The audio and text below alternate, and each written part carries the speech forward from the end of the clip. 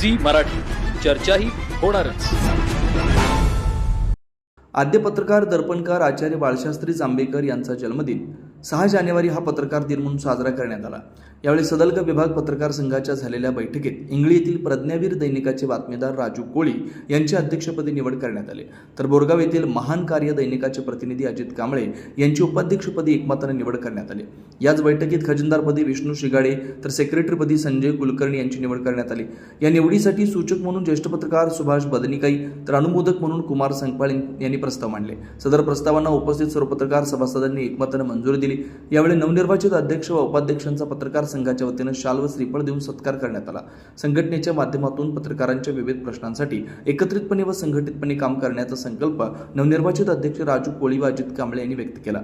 या बैठकीला संघाचे मावळते अध्यक्ष मकरंद द्रविड, गजानन पाटील, शिवाजी भोरे, महादेव पाटील, अजित शिंदे, अमर माने, अजित सुतार, तात्यासाहेब कामत, विपुल ढेरे, राजू जाधव यांच्यासह पदाधिकारी व सदस्य मोठ्या संख्येने उपस्थित होते।